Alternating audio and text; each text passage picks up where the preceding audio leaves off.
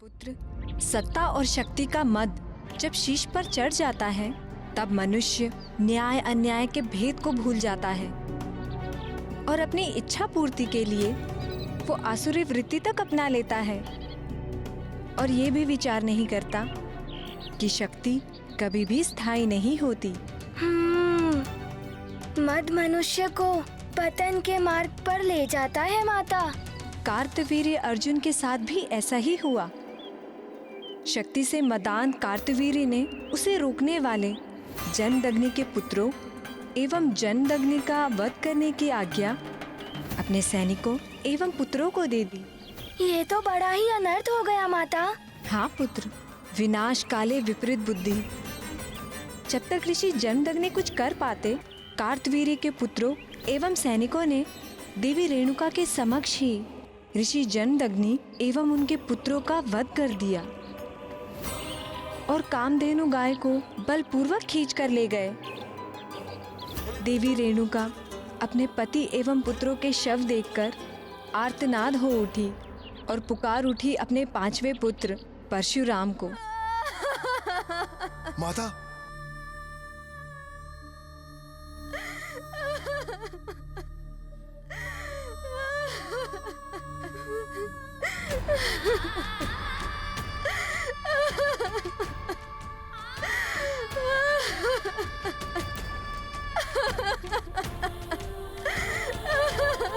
ये क्या हो गया? ये महाविनाश जैसे कोई भूचाल आया हो। दिव्य गो कामधेनु भी नहीं है।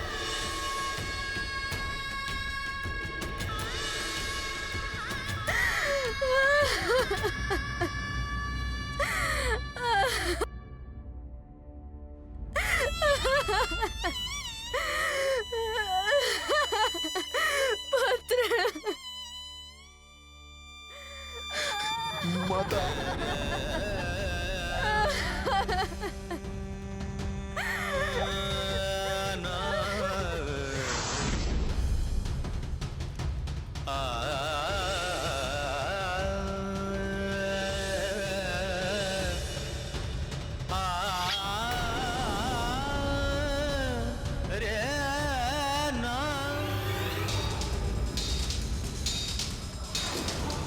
कार्तवीर्य अर्जुन, मैं जमदग्नि पुत्र परशुराम शपथ लेता हूं, मैं अपने पिता की इस निर्जीव देह की तुम्हारे वंश का समूल नाश करूंगा। मैं जितने आघात तुमने मेरे पिता और भाइयों की देह पर किए हैं उतनी बार मैं तुम जैसे अभिमानी और अत्याचारी राजाओं का संहार करूंगा। इस तरह से रक्तिम कर दूंगा मैं क्षत्रियों के लहू से संपूर्ण पृथ्वी को, और इसका आरंभ होगा तुम्हारे विनाश से कार्तवीर्य अर्जुन।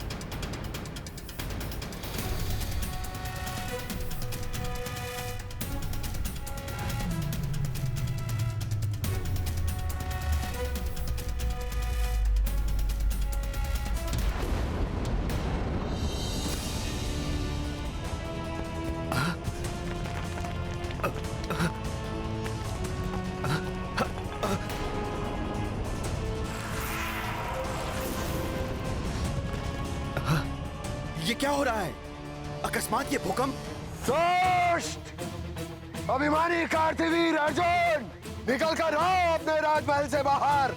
निरीह और निहत्थे ऋषियों का वध करने वाले क्रूर कार्तवीर्य, मैं परशुराम आज तुम्हारे वंश का समूल नाश करूंगा।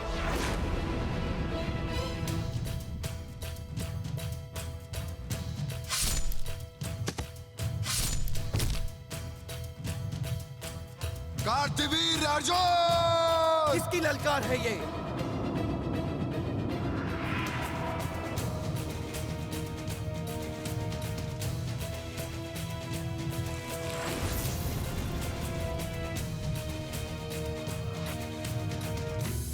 दुष्ट ऋषि पुत्र, तुम्हारा इतना दुस्साहस कि सहस्त्रार्जुन कार्तवीर के भवन में आकर सहस्त्रार्जुन को ललकार रहे हो। अवश्य ही तुम्हारी मृत्यु तुम्हें यहाँ खींच लाई है। दुर्बुद्धि कार्तिवीर, मृत्यु तो तुम्हें खींच लाई थी मेरे पिताश्री के आश्रम पर, जहां तुमने रक्तपात की निर्मम क्रीड़ा की। कामधेनु गौ के लिए तुमने मेरे पिताश्री और भ्राताओं का वध कर दिया। यदि वो मुझे ना रोकते तो उनका वध ना होता ऋषिपुत्र। इस राज्य में जो भी है वो मेरी संपत्ति है। मैं यहाँ का राजा हूँ। कामधेनु भी मेरी थी, मैंने उसे छीन लिया। मेरे पिताश्री और भ्राताओं का जीवन भी तुम्हारी संपत्ति थी, इसीलिए छीन लिया तुमने उनका जीवन।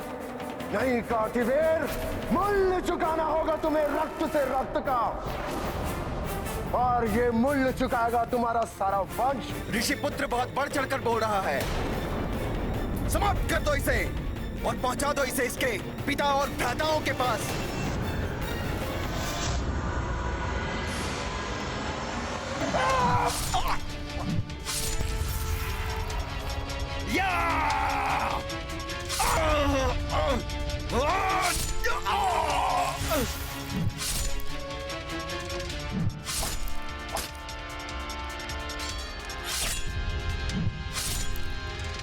मेरा पुत्र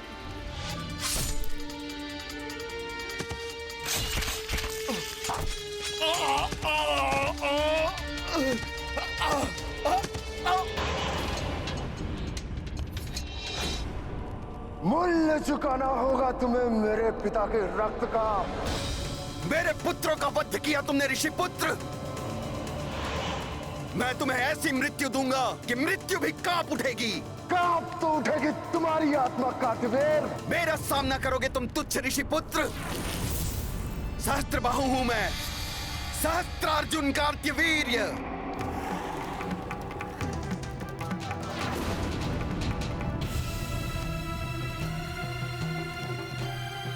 देखो मेरी सहस्त्र भुजाएं, क्षण भर में मसल के रख देंगी तुम्हें।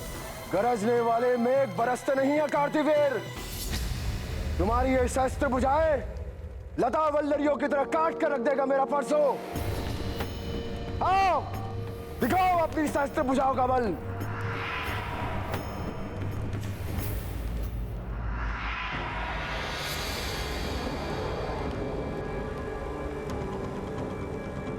मेरी ये गदाएं तुम्हारे शीश के टुकड़े टुकड़े कर देंगी ऋषिपुत्र।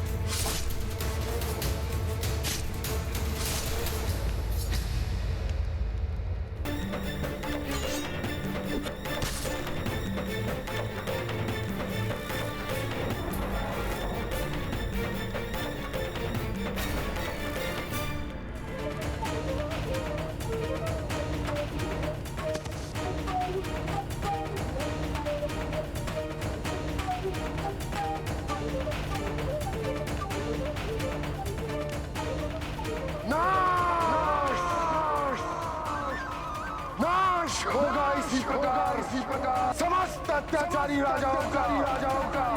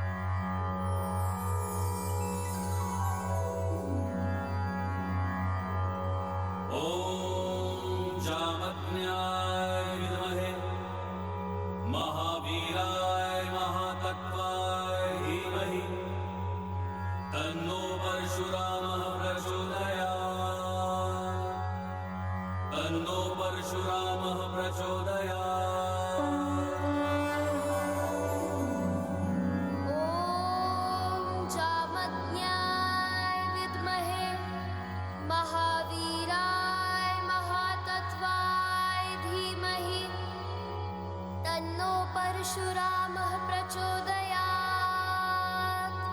तन्नो परशुरामः प्रचोदयात्।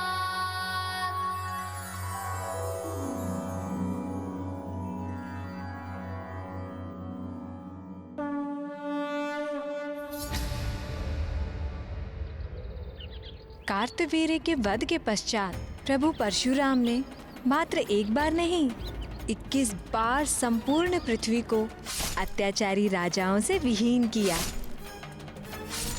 और इस प्रकार प्रभु परशुराम ने संपूर्ण पृथ्वी से अत्याचार को समाप्त किया। सत्य है माता। ऐसे ही अत्याचारियों का अंत करने के लिए प्रभु श्री हरि अवतार धारण करते हैं। तो देखा कितने उग्र क्रोधी एवं बलवान थे प्रभु परशुराम और किस प्रकार धरती को पाप के बोझ से मुक्ति दिलाई प्रभु परशुराम ने। अब बताओ हनुमान, इस अवतार कथा से तुमने क्या सीखा? अब तुम्हारे भी कर्तव्य निभाने का समय आ गया है। माता, मैं आपके कथन का आशय नहीं समझ पाया। पुत्र, जब मैं तुम्हें प्रभु श्री हरि के 7वें अवतार के बारे में बताऊंगी, तुम शीघ्र ही मेरे कथन का आशय समझ जाओगे हनुमान। प्रभु विष्णु जी का 7वां अवतार जन्म ले चुका है पृथ्वी पर। प्रभु का 7वां अवतार? माता, शीघ्र बताइए ना, कौन थे वे प्रभु? शीघ्र बताइए ना माता, उन प्रभु के बारे में। हाँ हाँ हनुमान, बताती हूँ। प्रभु श्री नारायण का 7वां अवतार है प्रभु श्री राम अवतार। राम राम प्रभु श्री राम राम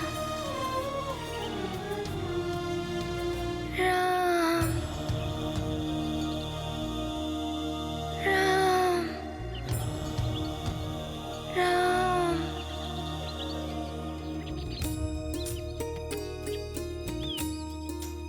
ये नाम तो जैसे हनुमान के हृदय पर अंकित है माता।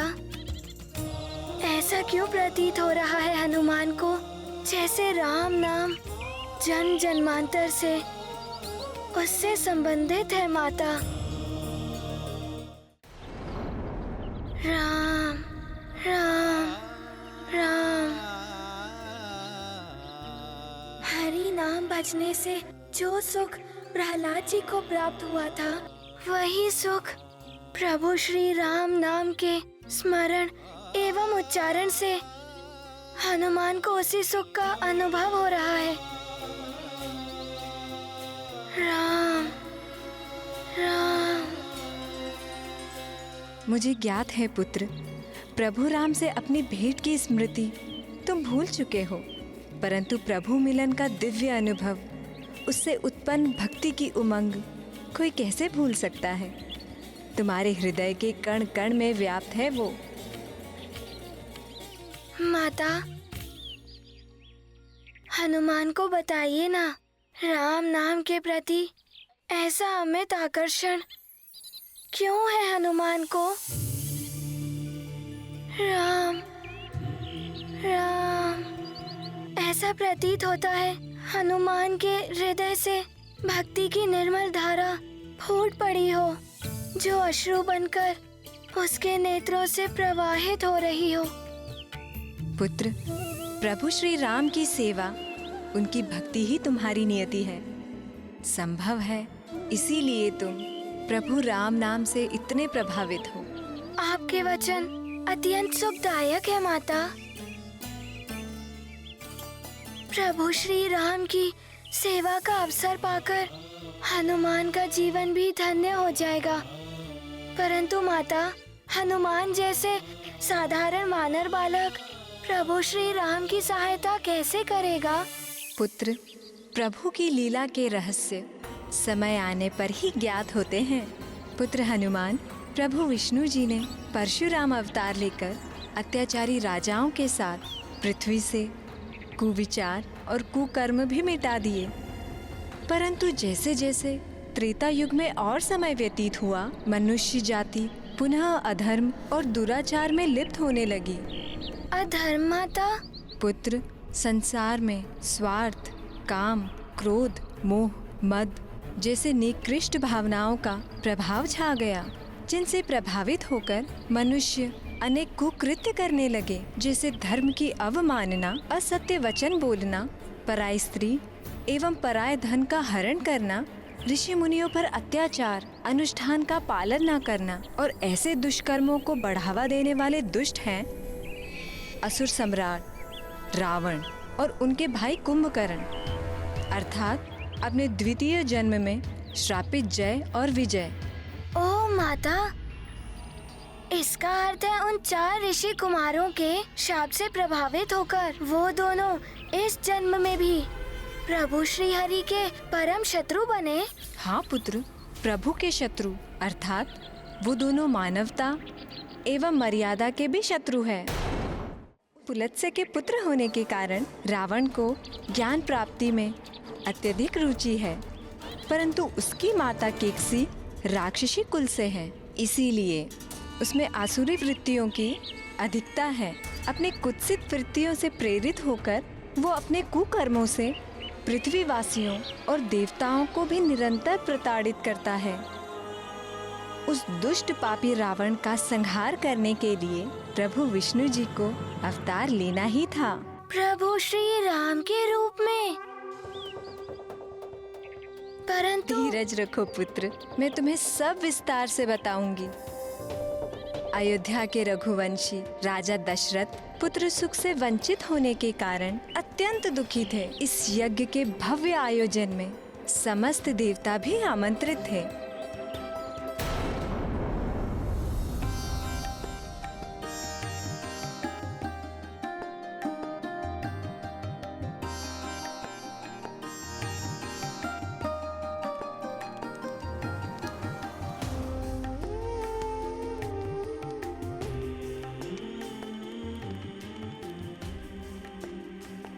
हे प्रभु ब्रह्मदेव, दुष्ट रावण अपनी समस्त सीमाएं लांघ चुका है। शीघ्र उसका अंत नहीं किया तो। देवराज इंद्र, आप निश्चिंत रहिए। आपको चिंता मुक्त करने के लिए स्वयं प्रभु श्री हरि विष्णु नर अवतार धारण करने वाले।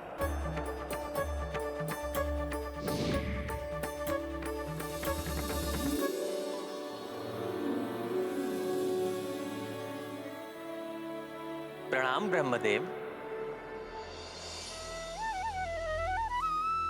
देवेंद्र, प्रभु ब्रह्मा जी से प्राप्त वरदान के अनुसार दुष्ट रावण का अंत मात्र कोई नर या वानर ही कर सकता है। इसीलिए महाराज दशरथ के इस यज्ञ के पूर्ण होने पर मैं उनके ज्येष्ठ पुत्र के रूप में जन्म लूंगा और दुष्ट रावण का संहार करूंगा।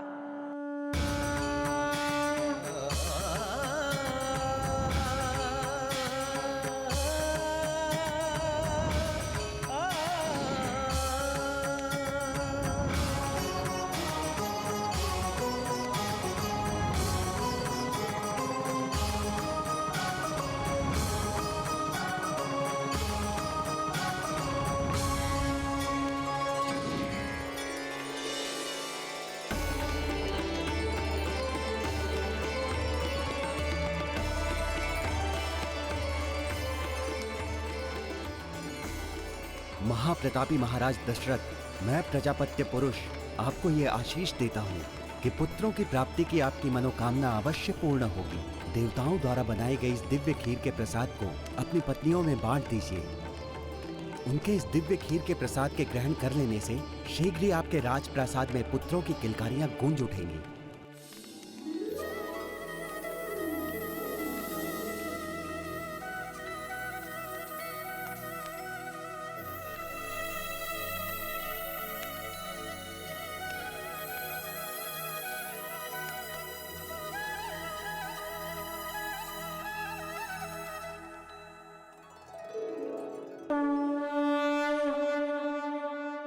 ज्ञान व्यक्ति को संपूर्ण और समर्थ बनाता है और उचित मार्ग की ओर अग्रसर करता है।